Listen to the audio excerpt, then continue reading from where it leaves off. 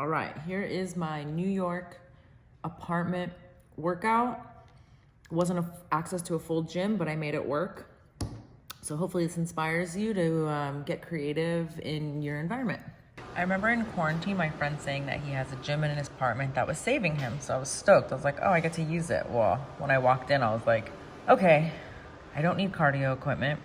It's pretty bare. All right, here's my friend's gym in his building. As you can see, not much here, but I brought some stuff. Here's what I brought.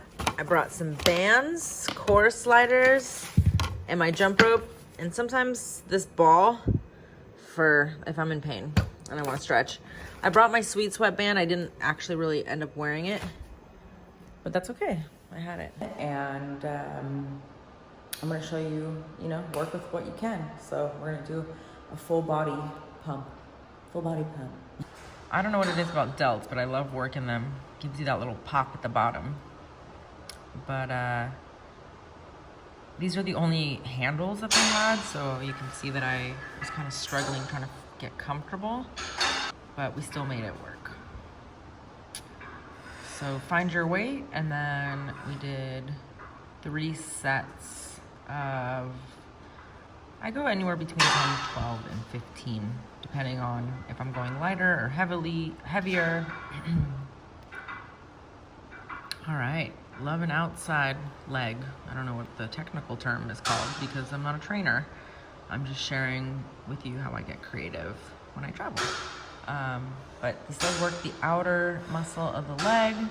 We're gonna do both sides. Again, you decide if you wanna go heavy with less rep or lighter with more rep. Depends on your end result. I also like to go back and forth, whether it be weeks or even within one set, because we're gonna do 3 sets of these, whatever number you decide to do. This is always great to give that butt a little lift. So we do a bent knee variation. And so after doing the other side, we're also gonna do a straight leg variation, which I believe works the higher part of the butt.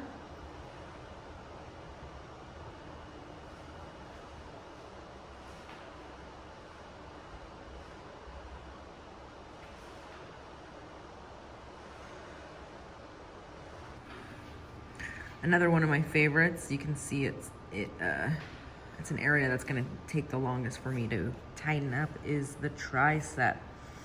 But I love that little line you get when you do this. So really focusing on muscle to mind is really important as well.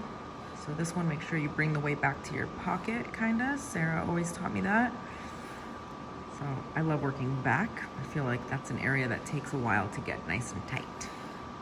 But you can see I've moved back into my friend's apartment using his hand weights. This motion will do shoulders. Again, I would decide on your weight and your rep for your body and what you want to look like. I think those were 25-pound weights, and I did 3 sets of 12.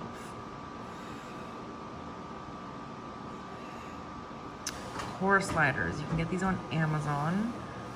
They're so great for legs, quads, butt.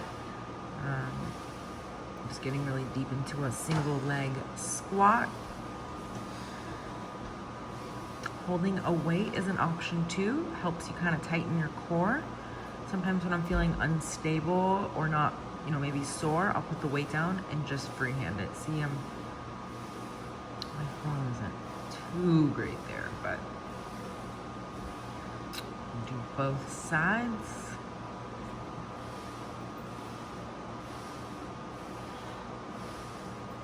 Kind of similar to what we did on the machine, but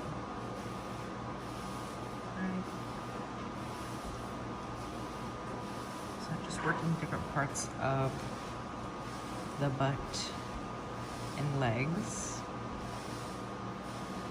Personally, I feel like I was rushing these. I should have slowed down and my form could have been better. But I think I was in a rush. better to do less. You're welcome for the view. Maybe I don't work out in those light colored pants. No, just kidding. Anyways, great core exercise. I think they're called like jackknife. You can also do the variation where you bring your knees in. So again, I try to do 3 sets of these. I feel like after you do the first set, you kind of like open it up and it just gets easier to push harder each time. So bringing your both knees in, alternate single knees. There's a lot of different ways you can use these core sliders. Also, I wanted to show that when I travel, I bring my protein powder, I brought my scale. Something I've always done is bring all my supplements. It helps remind me that when I travel, I like taking care of myself. It's just kind of brings me close to home, I guess, in a way. This stuff has been a game changer for me, for my sensitive stomach moments, as well as this. Game changers. So I've been loving taking these digestive enzymes. For example, when I travel, an easy way for me to stay within my macros is Quest bars sometimes, and it's not ideal. Whole foods are ideal. So whole foods being like a protein source, you know, like chicken, vegetables. But when you're traveling, Quest bars are great and they're delicious and they're a nice treat. But they sometimes give me a little gas or a tummy ache. So I'll take these digestive enzymes before I eat them. Or if I'm gonna eat something like a really highly cruciferous vegetable like broccoli or Brussels sprouts, that's another time I'll take the enzymes as well. So those are some tips and tricks when I travel on the road.